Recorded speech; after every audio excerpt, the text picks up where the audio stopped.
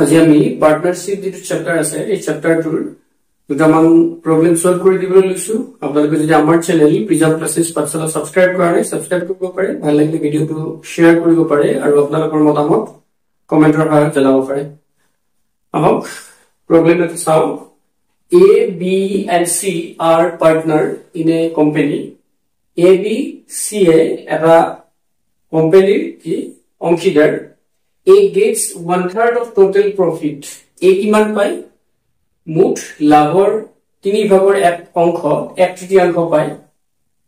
and B gets 1/4 of total profit. B কিমান পায় প্ৰফিটৰ লাভৰ 1/4 পায় at the end of the year C gets rupees 5,000. বছৰৰ শেষত C কিমান পায় 5,000 টকা পায় মানে প্ৰফিটৰ Find the profit of A. A profit কিমান উলিয়াব লাগে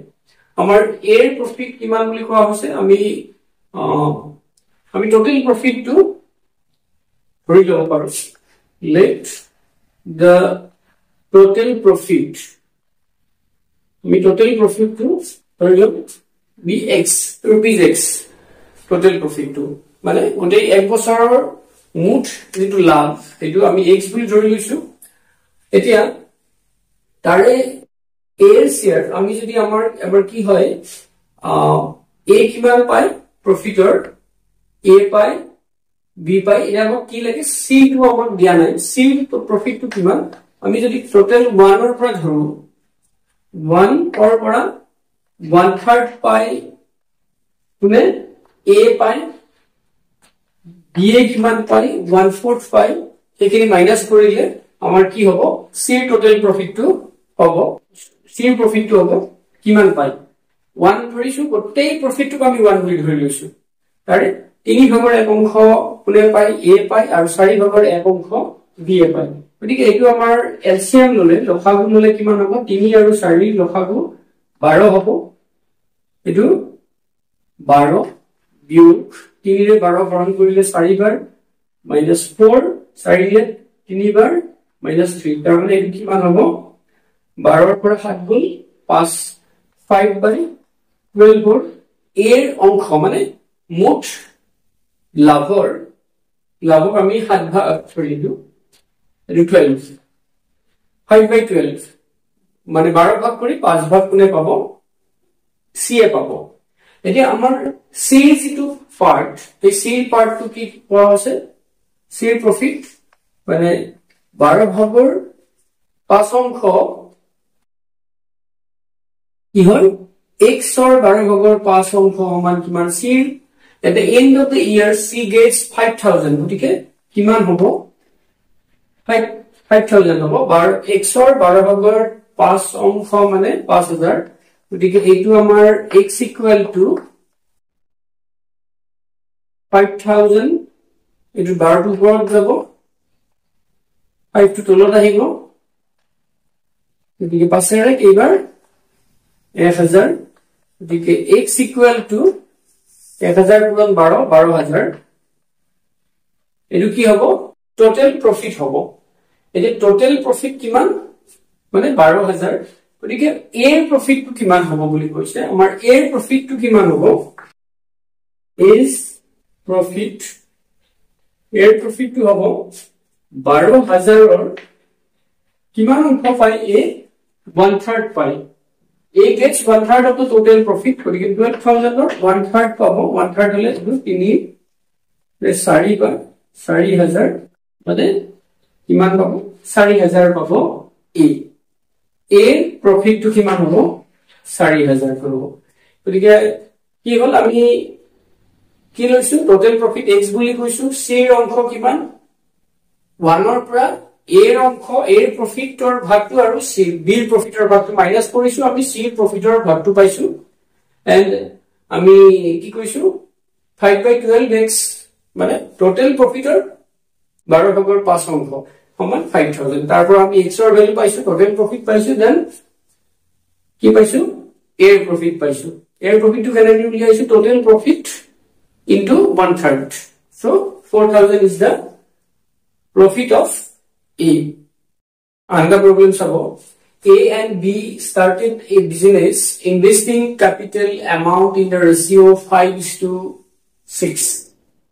A আৰু B এটা ব্যৱসায় কি কৰে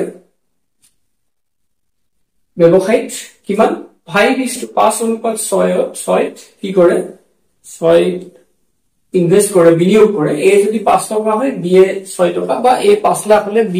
6 লাখ বা A 50,000 হলে B 60,000 এনেকুৱা after 8 months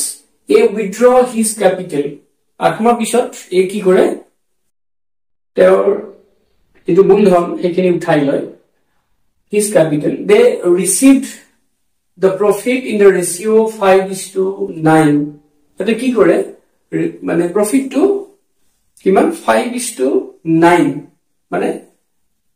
এটা যদি 500 পায় আনটো A যদি 500 পায় B কিমান পাব 900 টকা পাব বা 5000 পালে 9000 পাব এনেকুৱা 5:9 বাকি 50 টকা হলে 90 টকা এনেকুৱা 5:9 যেটো অনুপাত এই অনুপাতত কি কৰে ভগাই থয় profit to find time taken by B in the business B business not kiman সময় খটাই পয়সা time taken means time to kiman পয়সা দিয়ে মূলধন to কিমান দিয়ে ক্যাপিটাল to কিমান টাইম বা কেইমাহ ইনভেস্ট কৰে হেতু উলিয়াব লাগে এতিয়া আমাৰ ইনভেস্টমেন্ট আমি জানো কি investment ratio is equal to the profit ratio গতিকে আমি এটো লব পাৰো let the time taken by B is equal to X month আমি বলি লব পাৰো B X month হেতু কি কৰে বিজনেছত ইনভেস্ট কৰে গতিকে ইনভেস্টমেন্ট ৰেশিও আমাৰ কিমান হ'ব 5:6 investment ratio কিন্তু A investment ratio for A and B etu A and ami janu ki investment ratio is equal to the profit ratio so A kiman lo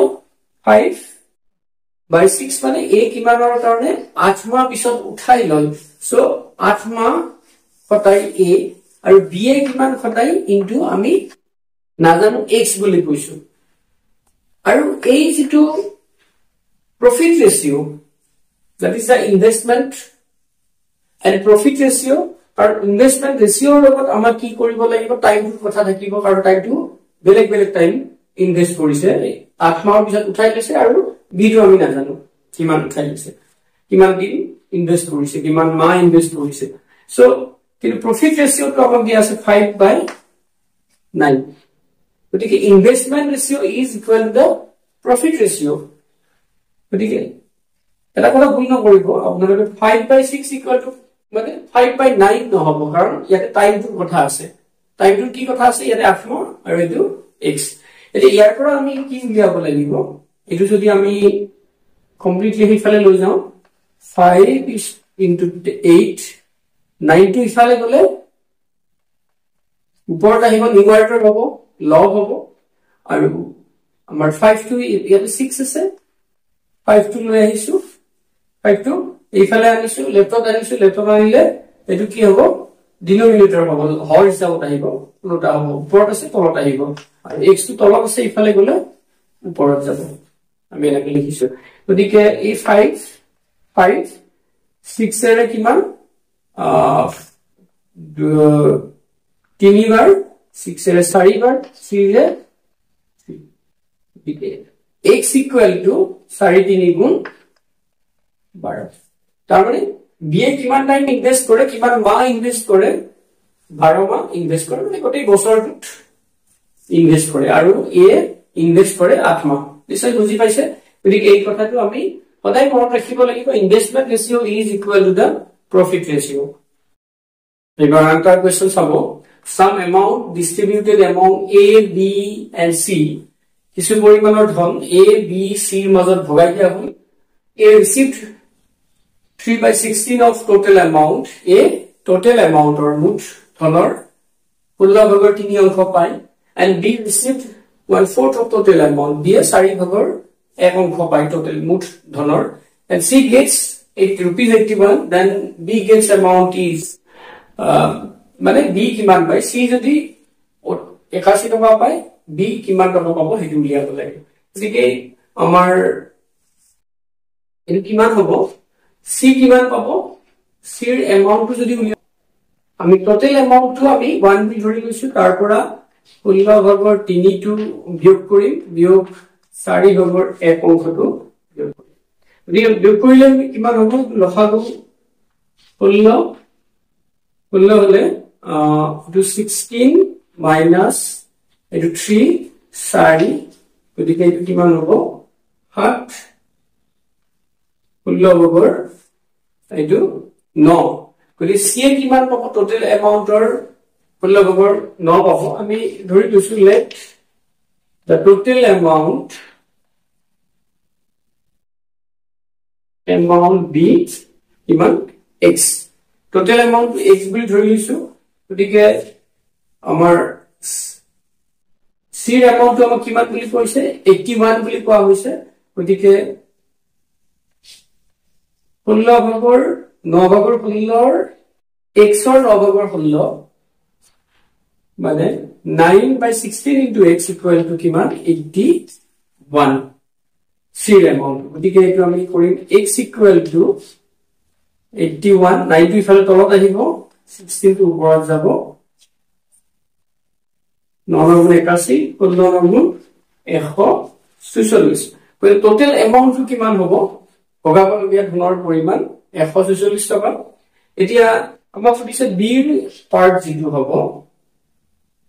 B ৰিসিভড বা বিজ এমাউন্ট বুলি ক'ব পাৰো। সেইটো এমাউন্ট কিমান হ'ব, 144 ৰ বি এমাউন্ট কিমান হয়, 1/4 পাই, টোটাল 144 ৰ 1/4। গতিকে 4 যায়, 4 3 গুণ 12, 2 24, 4 6 গুণ 24, 36 rupees 36 কোনে পাব, বি এ পাব। বি ৰ এমাউন্ট হ'ব rupees 36।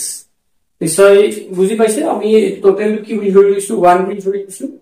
তাৰ পৰা আমি সি ৰ পাৰ্টটো উলিয়াইছো, সি পাৰ্ট উলিয়াই সি পাৰ্টটো আমাক এইটো দিয়া আছে। গতিকে x ৰ 9/16 equal to 81, x ৰ ভ্যালু পাইছো, তাৰ পৰা বি ৰ এমাউন্টটো আমি উলিয়াইছো। নিশ্চয় বুজি পাইছে। আপোনালোকৰ কিবা কনফিউজন থাকিলে কমেন্ট কৰি জনাব। আজিলৈ আমি ইমানতে সামৰিছো, ধন্যবাদ।